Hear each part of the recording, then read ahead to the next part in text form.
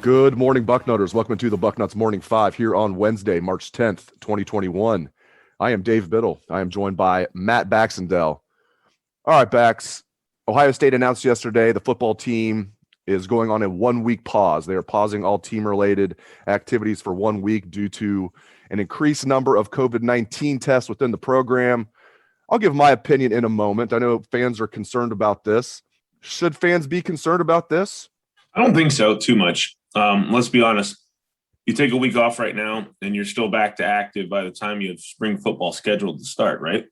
As unpleasant as it is seeing this headline again, team activities paused for X amount of time, right? Like that was the constant wart on our football news for the entirety of 2020, right?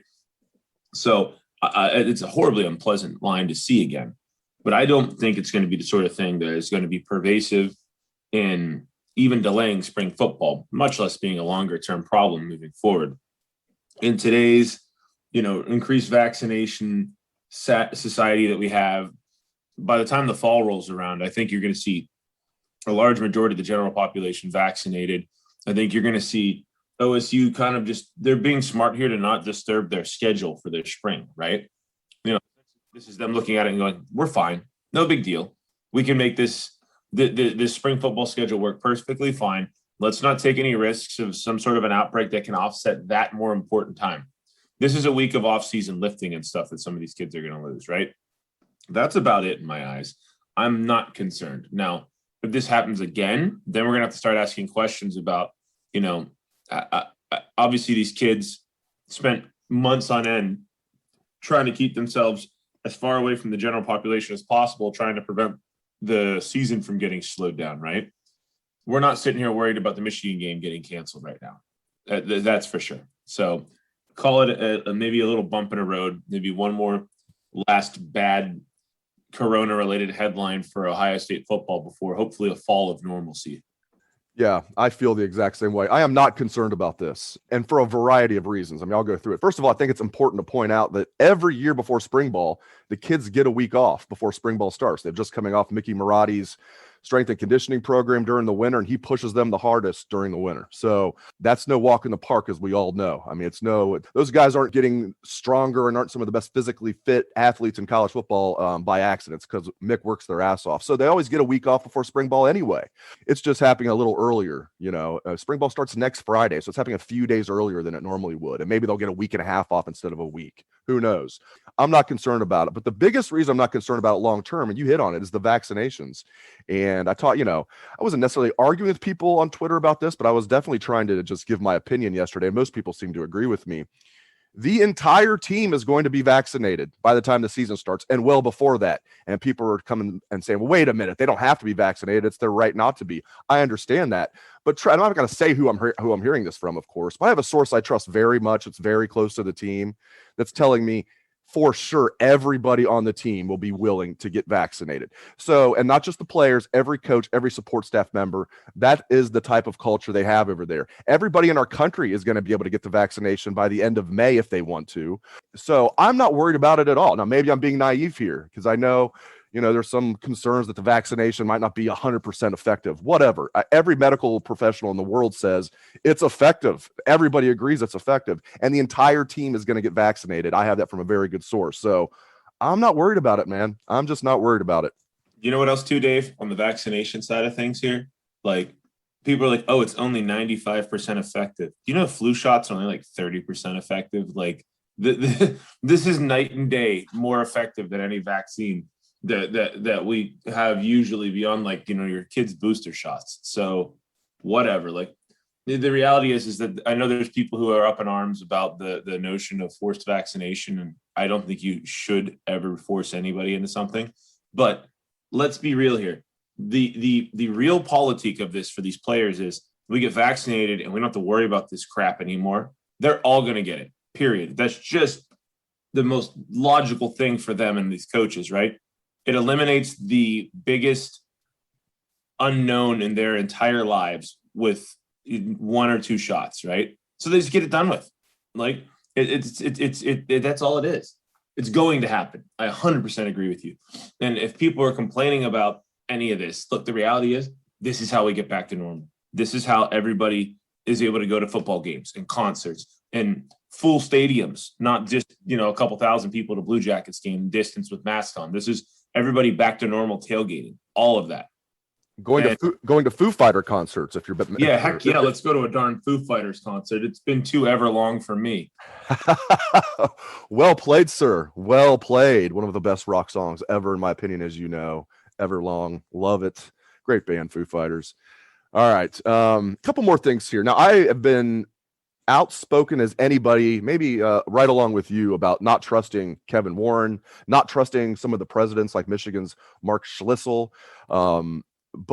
So people were asking me about that on Twitter too. Like, how can you have any faith in the Big Ten? I don't, but because of the vaccination, I don't think they're going to step in and do what they did last year. I don't think it's even going to really be discussed because of the vaccination. I truly believe that. So have I changed my stance on Schlissel and Warren and the other presidents that were against football? No, I still think that was a huge blunder last year. And they were one step away from making the biggest blunder in sports history. If they didn't play the season and the SEC and the other conferences did, and Ohio State sitting at home watching it all, that would have been, it was already embarrassing enough the way they handled it. That would have just been unbelievable. I don't have any faith in them, but I don't think it's going to come to that. And I do think now that she's been there a year and she's not the new kid on the block and she knows that she's at the most powerful institution in the conference, I think Christina Johnson is going to throw her weight around a little bit more if it comes to it. But I don't think it's going to come to that, Bax. I really don't.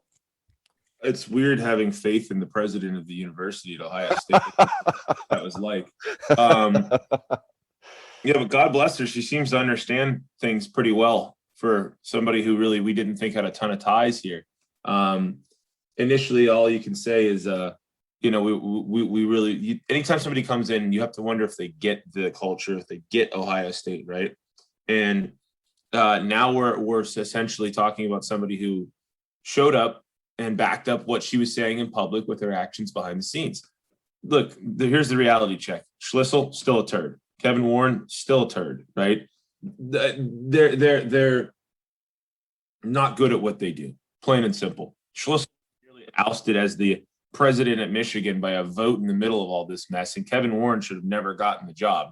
But at the end of the day, and he certainly should have been fired by now with the way he's conducted himself as a complete abject lack of leadership. He looks like a new Larry Scott to me. But at the end of the day, the whole argument they had was the science. And the science here is that once people get vaccinated, the CDC is already saying people who are vaccinated can be unmasked together inside. Okay, if you can do that, then everything's back on the table for normalcy, right? So they are not going to have an argument unless we have like a COVID-21 mutation, which God forbid me for even saying something like that. We're going to be fine. They're not going to even have an opportunity to try to cancel this. Michigan got a 1-year reprieve from the 60-point beating that is coming for them. They're not getting a second one this year, period. Yeah, you compare him to Larry Scott, Kevin Warren. I might compare him to Michael Scott, but Michael Scott's probably a better leader than Kevin Warren. Michael Scott at least cares. Michael Scott will show you how much he cares. Kevin Warren will take your money and show up at a Zoom call 2 months after he tried canceling a football season, like he's the Grinch. So Michael Scott, God bless him, may not have been a well-run human being at times, but Michael Scott at least will tell you how much he cares.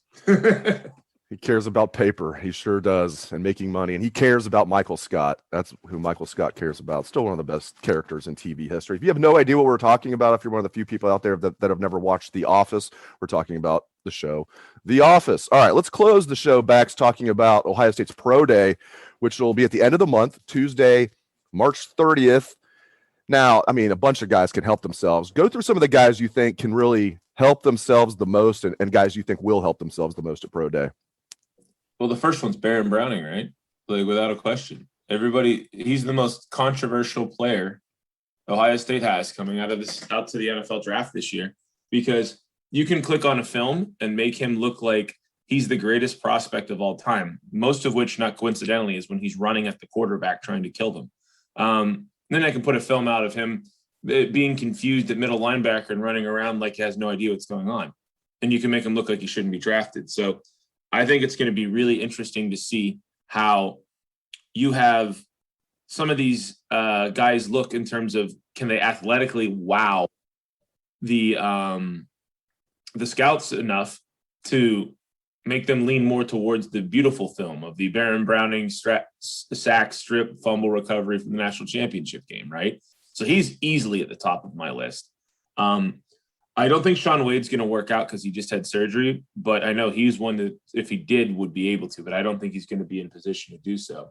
And I think another thing that's going to help somebody here, is anybody going to be more wowing than Tommy Togiai when he breaks the bench press record like he supposedly is going to, right?